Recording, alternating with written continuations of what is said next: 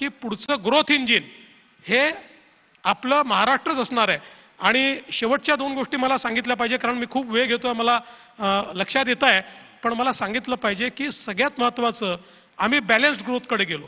आज आपण बघितलं असेल तर ज्यावेळेस आम्ही संभाजीनगरला ऑरिक सिटी 2018 साली सुरू केली आणि आता त्याचा सेकंड फेज आता परवा पंतप्रधानांच्या हातून केला, आणि ज्यावेळेस आम्ही आपला समृद्धी महामार्ग केला, आपण जर त्यावेळेची माझी भाषणं काढून पाहिली तर मी सांगायचो की आतापर्यंत आपलं मॅग्नेट हे मुंबई आणि पुणे होतं, आता नवीन मॅग्नेट हे संभाजीनगर आणि जालना होणार आहे. आणि ते आता आपल्याला पाहायला मिळत आहे. जवळजवळ 1.5 लाख कोटी रुपयाची इन्व्हेस्टमेंट ही त्या ठिकाणी झालेली आपल्याला पाहायला मिळते.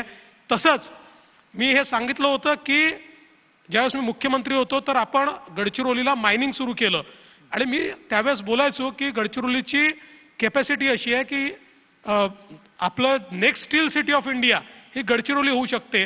आता गडचिरोलीमध्ये जे काही इन्व्हेस्टमेंट आलेले आहेत, मायनिंग तर सुरूच झालं, पण मी सगळ्यांना सांगितलं होतं की वसाहतीसारखा उपयोग करू नका, स्टील मेकिंग गडचिरोलीमध्ये करा. आज मला सांगताना आनंद वाटतो की जी कामं चाललेली आहेत आता गडचिरोलीत, काही पूर्ण झाली आहेत, जी चाललेली आहेत, आपल्या महाराष्ट्रामध्ये जे काही स्टील मेकिंग आपण करतो त्यातलं 1/3 स्टील मेकिंग एकट्या गडचिरोलीत याच प्रोजेक्ट्समध्ये होईल. आणि आता अजून जवळपास 20 लाख मेट्रिक टनाचे नवीन इन्व्हेस्टमेंट्स या गडचिरोलीमध्ये आपल्याला मिळालेले आहेत.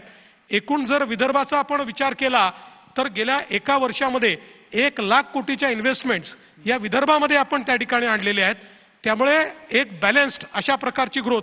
किंवा आपण नाशिकचा विचार केला तर नाशिकमध्ये मोठ्या प्रमाणात आता त्या ठिकाणी JSW असेल, त्या ठिकाणी रिलायन्स असेल, वेगवेगळ्या इंडस्ट्रीजनी त्या ठिकाणी, अगदी धुळे जिल्ह्यामध्ये आता आपण ज्या प्रकारे त्या ठिकाणची इकोसिस्टीम तयार केली आहे, एक नवीन इंडस्ट्रियल इकोसिस्टीम ही धुळे जिल्ह्यामध्ये त्या ठिकाणी तयार होते. त्यामुळे महाराष्ट्राच्या बॅलन्स ग्रोथ करता जे काही हे काम आपण केलेलं आहे, मला असं वाटतं की पुढच्या काळामध्ये महाराष्ट्राची $1 ट्रिलियन इकॉनॉमी ही केवळ MMR रिजनमधनं येणार नाही, तर ती गडचिरोलीतनं पण येईल, ती धुळे नंदुरबारमधनं पण येईल, ती नाशिकमधनं पण येईल, ती सातारा सांगलीमधनं पण येईल, ती प्रत्येक भागातनं येणार आहे. ही मला असं वाटतं एक महत्त्वाची उपलब्धी आपल्याला पाहायला मिळते. तुम्ही एवढा सगळा मोठा हा जो पट मांडलेला आहे, कारण 10 वर्षामध्ये महाराष्ट्र कसा असेल हे खरं तर आपण सांगायला पाहिजे लोकांना, कारण याच्यामध्ये कुठे राजकारण असण्याचं काही कारण नाही. सगळ्यात महत्त्वाचा मुद्दा त्याच्यातला मला असं वाटतो की तरुणांची स्वप्न आहेत, इथून आपल्या वयाच्या पलीकडे असलेली जी मुलं आहेत, घराघरामध्ये ती परदेशात जात आहेत, इकडे तिकडे जात आहेत, त्यांची जी स्वप्न आहेत, तुम्हाला असं वाटतंय का ही जी सगळी आपण ग्रोथ म्हणतोय, ज्या पद्धतीने आपण ग्रोथ इंजिन होऊ पाहत, देशाचं महाराष्ट्र हे ग्रोथ इंजिन होईल, जर असं असेल तर या सगळ्या मुलांना इथे तेवढे रोजगार, तेवढी त्यांची स्वप्न पुरे करण्यासाठीचा अवकाश हे मिळेल असं तुम्हाला वाटतंय का? मला निश्चितपणे वाटतं. याचं कारण बघा, अल्टिमेटली जेव्हा इन्व्हेस्टमेंट येते त्यावेळी रोजगाराच्या संधी तयार होतात. ती इन्फ्रास्ट्रक्चरची असो, ती इंडस्ट्रीची असो, ती सेवा क्षेत्रातली असो. आणि आता हळूहळू जेव्हा अर्थव्यवस्था विकसित होते त्यावेळेस ती अर्थव्यवस्था सर्व्हिस केंद्रित होते. कुठल्याही जगाच्या विकसित अर्थव्यवस्थेमध्ये सर्व्हिस सेक्टर हे 70% जातं. आजच आपलं सर्व्हिस सेक्टर जे आहे महाराष्ट्रातलं हे 60% गेलेलं आहे. त्याच्या पुढे आपण चालू आहे, कदाचित पुढच्या वर्षी आपण 65% असू.